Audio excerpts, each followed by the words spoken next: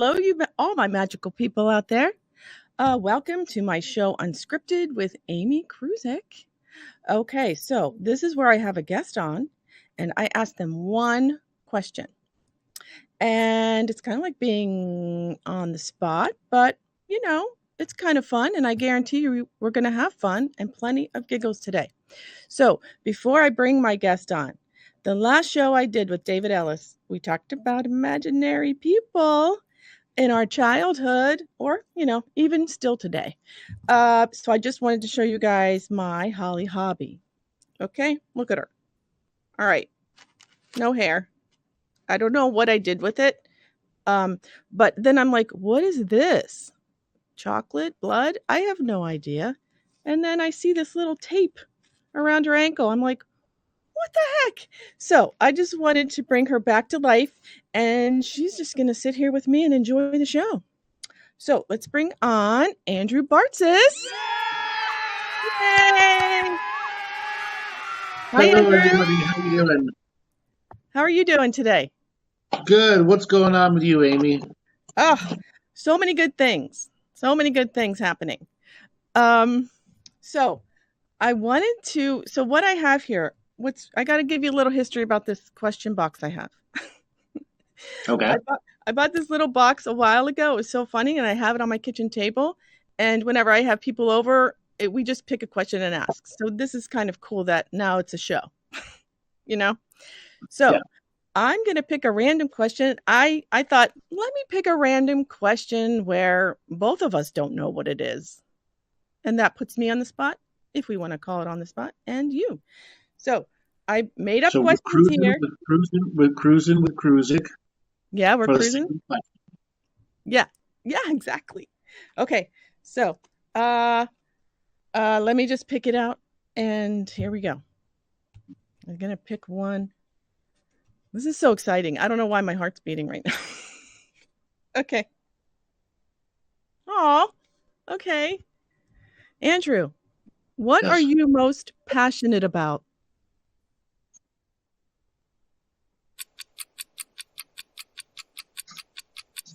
Passionate about comes like movie choices.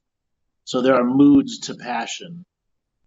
If I had to make a single choice, my passion for the spirit of business and how this business of spirit flows through me is my most passionate thing. How does that? And in that passion of spirit is how to bring spirit as a business to the world and how the world can consume it and get the value of the spirit, which is an unlimited perception and point of view. And how do you market and sell the unlimited perception and point of view to people in a limited world? Ooh. So that passion, uncovering that little conundrum wrapped in an enigma of everybody's individual choices, that's my passion. That's my passion right there. And can I ask, when do you feel that this passion started? On my very first radio show I did, October 31st, 2012, there was the beginning of that passion. That was my very first radio show.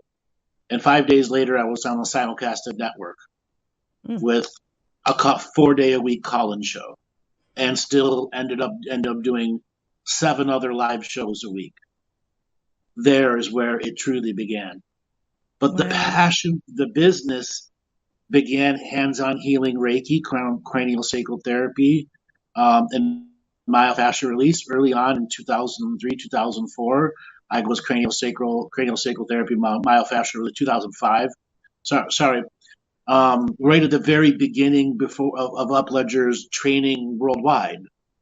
Their worldwide training, and you were doing weekend classes for that, not 6 and 10 week like you were doing then, and being certified in it. And myofascial release. So the passion for healing and the business that it took. I worked at a volunteer Reiki clinic that also taught cranial sacral therapy.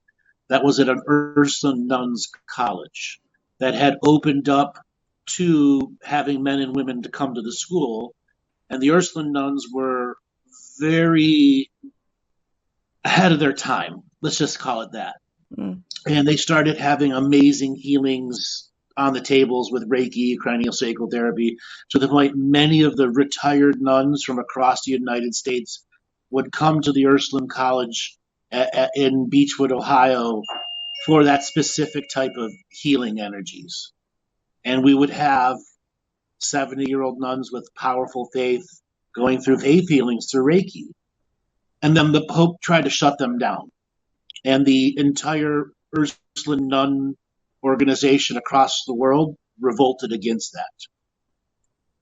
And when Whoa. I saw that, it instilled a whole different level of passion for me. That you weren't going Wow. to shut this down. You weren't going to shut this down. Because once the volunteer clinic was gone, what do I do? Hmm. Okay, I was doing 20, 30 people a week at a volunteer clinic. And as soon as I got out of the volunteer clinic and opened my own clinic, it was 40 people a week, 30 people a week. So the passion was there. And if it wasn't for those nuns standing up to the Pope, I wouldn't have been in my own clinic. I wouldn't have had to force myself to think, what do I do this? How do I do this? I was Yeah. a construction idiot. Okay. I knew limo driving. I didn't know the business of healing. Wow. Wow. That's awesome. I really love how that just kind of those nuns that felt like a force field around you. You Yeah, know, where absolutely. they built this force field around you and lifted your spirits in a way. I remember sitting in the chapel at the nuns' private area after I had done a day of healing, and I'm going to try and want to say this, and I just heard the thank yous. Mm. Just heard the thank you from spirit, thank you, thank you, thank you, and it just brought me to tears. And that was the moment I said, I will do this as my passion for the rest of my life. Wow. A dedication. Yeah, Wow. I have that's what drives me to today, to do this, in whatever form it is, hands-on, verbal, psychic surgery. I've taken the time to master all that.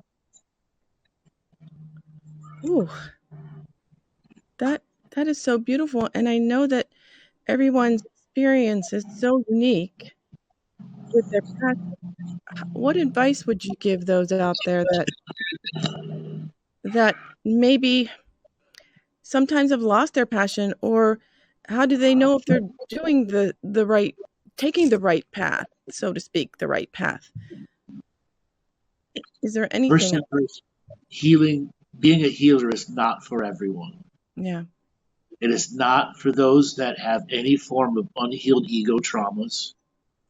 It is not for anyone who has serious character flaws about having to be right or narcissism. You will lead yourself down the primrose path of self-destruction. But the healing path can absolutely help heal those people, even the hardest core of narcissists, because it forces you to do the inner work, client to client to client. And unfortunately, in today's unempowered world of fake self help artists, they give these techniques without the basic backgrounds. And Mm-hmm. people jump into the advanced skills and think they know what they're doing when they don't know their ass from a hole in the ground. Mm. So finding your passion is understanding where you're at in your personal growth. And that being a healed healer means you have taken the time to heal inside you so you can heal others. Mm-hmm. And as a healer, you will experience trauma from others. It's inevitable. Mm-hmm. And therefore, it is a continuous healing path. They all dovetail into each other. And most people kind of give up when they do have to deal with that trauma. It's like, Correct. We what? have to deal with their individual trauma. Yeah. Yeah, because most people don't want to do that, and most people can't even see it. Right. So you need I, I, to, yeah. I recall one of my first times I was working on an Ursuline nun. I think her name was Jennifer or something. That was some weird French name, and she had just gotten a pacemaker. And Mm, back then, pacemakers technology was very different. yeah. And she didn't tell me she had a pacemaker. And as soon as I put my hand over her heart, I felt shock going through my hands. And she goes, "You feel my pacemaker?" I'm like, "Yeah, I do." Wow. Okay, and at that moment, she was telepathically speaking to me. She wasn't talking. Her lips were not moving. And at that moment, I could have shocked and go, "Oh no," Yeah. or accepted what was there and did the healing without blinking at the mystical moment. Yes, so true. We have all Okay, these mystical moments. in little tiny ones, just like her lips weren't moving. And we talked about it afterwards. She had already fallen asleep on the table. Okay, she was already out. She wasn't talking at all. Yet she was talking to me, and her body was talking to me and saying what it needed. Oh, gosh, that is amazing. Accepting that was vital, absolutely vital, at creating the space that need to be held for her so a faith-based system can come into her. Yes, it's a Japanese faith system, but it's still a universal source energy. Mhm. So true. And So what true. did the body want from her? Help accept the pacemaker. Don't reject it. Yeah. That was it. Okay? Simple as that. Simple as that. And afterwards, she had this crying moment, and one of the other people came up to me and she says, I can live now. Whoa. I can live now. Faith had returned to her, that the machine, the godless machine, wasn't keeping her alive, Mhm. that it was of God. Oh my God, how the body and spirit work together Yeah. right in that It was moment. just getting them, it was just getting the machine to talk to the human heart, Yeah. get them to agree we need to live, and this is what we need to live. Oh gosh. Whew. Wow, Andrew, I thank you for all you do, really, and I thank you for coming on my show. And you helped a lot of people today I by want to just share. I want being to here. share one. I want to share one more story. Sure. This story is about a woman named Donna, and she had been coming to the clinic for years before I had begun part of it. And when I became part of it, and I kind of became a superstar, she wanted to go and experience what my version of Reiki was.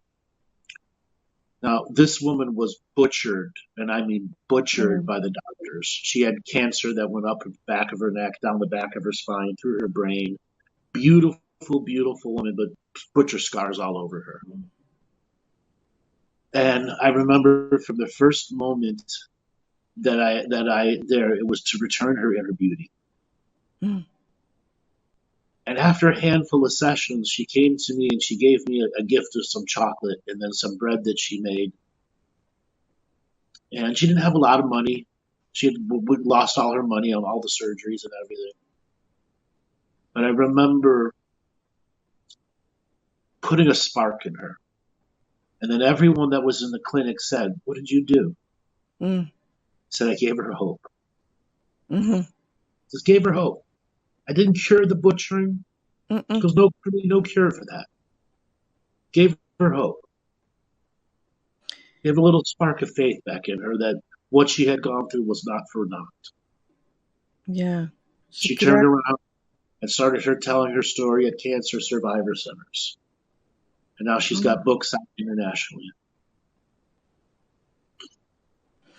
Wow, it's almost like she can see her inner beauty now through her scars, without Yeah, the scars yeah. taking over her inner beauty. She did the trauma work. Yeah. I just reflected the beauty back. To me, the scars were beauty of survival, Yeah. what it took to survive, which allowed me to later on work with a lot of disfigured army vets. Mm. I was disgusted or had to turn away from what I was looking at. And that was the gift back to me as a healer. Yeah. We have to remember those gifts that we get back as a healer. Maybe sometimes we just overlook them, but that's so true. Oh, wow. Thank you again, Andrew. You're welcome. Thank you. It's been nice And to be able to share. People don't yeah, really ask these types of questions. Wow. And hey, you know what? Our spirits were working together today, and That's right. this needed to That's be right. heard. That was the wonderful, the random question no one That knows. right. That is. Oh my gosh. So how can people get a hold of you? And what are you doing Uh, lately? What's up? right now, I am in Southampton, England, about an hour's east of Brighton. We are doing our Combined Healing Tours UK, where we're using the Unified Health Systems system I developed along with David Ellis that uses combined therapies, hyperbaric chambers, flotation takes, cranial sacral therapy, pulse electromagnetic therapy mats, and the Lucia lights in combination with psychic surgery. And we are doing a healing tour here in York. Now, we'll be doing a healing tour in York in the end of September, the beginning of October. You go to my website, andrewbartzis.com. I have a mentorship group that's also Mhm. starting in the later parts of September. Yep. And we have shows every Tuesday and Thursday live at 2 o'clock Eastern Standard Time where people can catch up with what we're talking about. Awesome. Awesome. Well, thank you, everybody. One thing I'd like to do is leave you all with a question and leave your comments below. Um, so there's no right or wrong answers. Just we're just having fun here. Um, so what does the word commitment mean to you? This has come up for me lately, and I had to answer it myself, and I was surprised at what I thought commitment was as to what I think it is now. So stay magical, everybody. Bye.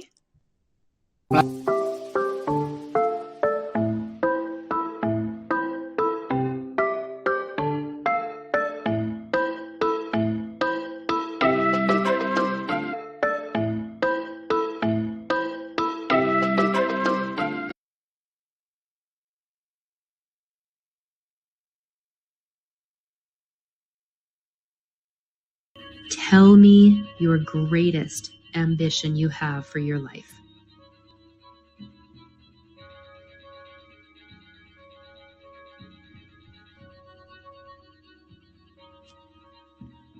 Thank you. The reason you're listening to this. Think of the kind of person you really want to be and the way you want to be able to treat people, being genuine and be. Hello, my name is Juliet Karaman van Schardenberg, and I'll be taking you through a series of processes in the next 2 audios. You're actually going to do. Hello, my name is Juliet Karaman van Schardenberg, and I'll be taking you through a series of processes in the next 2 audios. You're actually going to do one of these techniques. You may encounter painful or frightening memories, beliefs, and possibilities. But don't be deterred. Be bold. Be courageous. Do not listen to this recording whilst driving or whilst operating machinery. Only listen when you can safely relax and bring your full awareness to your own complete comfort.